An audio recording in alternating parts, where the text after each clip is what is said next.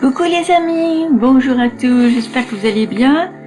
Je suis ravie de me retrouver parmi vous et vous propose pour ce podcast de plonger dans l'univers fascinant et parfois cocasse des arnaques.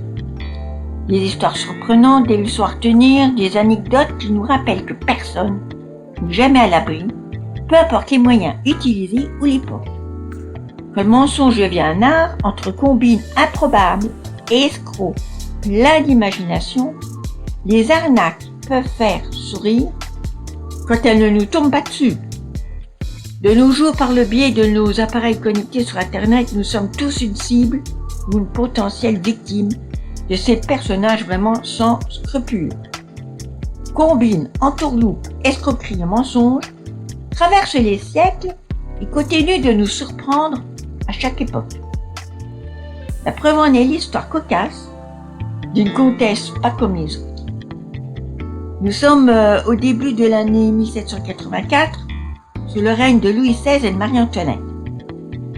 À ce moment-là, les caisses de l'État sont complètement vides, mais tout est fait pour garder les apparences, afin que le peuple, ne le sache pas, ce qui pourrait mettre en péril la stabilité de la monarchie et le discrédit sur le couple royal. Et dans tout ça, dans le pari du petit peuple, qui ignore toute la situation financière du pays, la comtesse, Jeanne de la Motte de Valois, qui n'a que le titre, mais pas la fortune, est une magnifique jeune femme de 28 ans, née dans la pauvreté, animée par l'ambition et le luxe, et l'objectif de sa vie est d'intégrer la cour de Versailles. Puisque la pauvre sans argent, Jeanne de la Motte, va donc se servir au départ des atouts que la nature lui a donnés. Un physique avantageux, un esprit vif et intelligent, une assurance dans son allure, du charisme, un sourire ravageur et un regard malicieux, tout ce qui attire les hommes et rend jaloux les femmes. Pour atteindre son but, elle va entrer d'abord par la petite porte de Versailles du château, en se rapprochant du petit personnel, les cuisinières, les femmes des chambres, les valets, les commis, tout ça à l'affût de ragots d'informations qui pourraient lui servir et lui donner une occasion de se rapprocher de son but. Et c'est ce qui va se passer un jour, lorsqu'elle entend parler d'un collier d'une valeur inestimable destiné à la reine.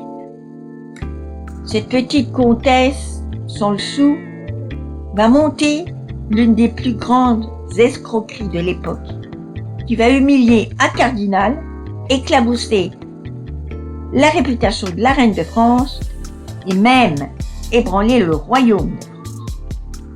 Alors cette histoire, elle débute lorsqu'un talentueux joaillier conçoit un collier de diamants extravagant, bien destiné à le vendre à la reine Marie-Antoinette pour une somme bien entendu considérable, ignorant que les caisses de l'État sont vides.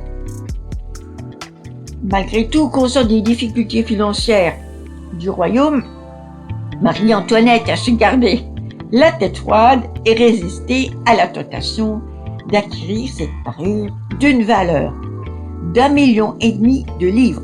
Alors à l'époque, une livre est équivalent à 10 € de nos jours. Je vous laisse faire le calcul, c'était pas un petit collier. Jeanne de la Motte, ayant eu vent de cette transaction ratée, décide d'en faire son objectif, obtenir à tout prix ces pierres précieuses qui lui ouvrira les portes de la richesse et bien sûr de Versailles. Alors pour ce faire, elle va mettre en place un plan audacieux. Elle va commencer par séduire le cardinal de Rohan, dont elle devient la maîtresse et la confidente. C'est un homme encore influent, mais qui espère regagner les faveurs du couple royal qui l'avait banni de la cour en raison de ses mœurs jugées trop légères. Preuve en est. Jeanne lui fait croire qu'elle est une amie de la reine, elle lui laisse entrevoir la possibilité d'intercéder en sa faveur auprès de Sa Majesté et obtenir sa réhabilitation à la cour royale, mais bien sûr moyennant finances évidemment. La comtesse de La Motte va donc alors organiser une rencontre nocturne dans les jardins de Versailles entre la reine, laquelle n'est en fait qu'une prostituée recrutée dans les bas-fonds de Paris et ayant une vague ressemblance avec Marie-Antoinette, mais à la faveur de l'obscurité, ça peut passer, et aussi bien se rendre compte que ce fameux cardinal est légèrement pétri d'ambition et aveuglé par son ambition et donc il est vraiment persuadé qu'il est en train de parler à la reine Marie-Antoinette.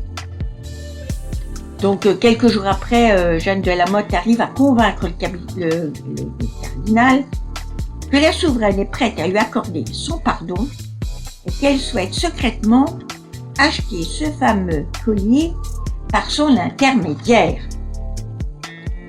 Le naïf prélat et ambitieux prélat accepte donc cette mission royale et récupère ou se procure. Alors ça, on n'a pas trop de détails sur la façon dont il s'est procuré ce collier auprès du joaillier, mais bon, on peut quand même suggérer que il n'y aurait pas de doute à avoir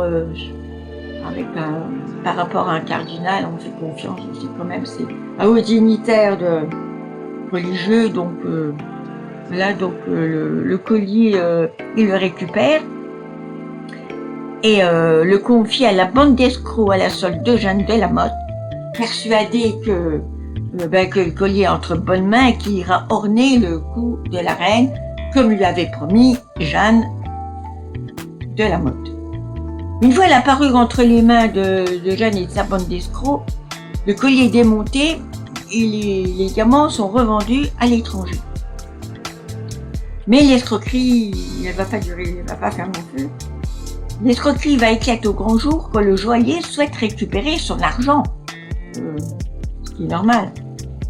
Donc le scandale éclate, le cardinal humilié est arrêté, de même que Jeanne de La Motte.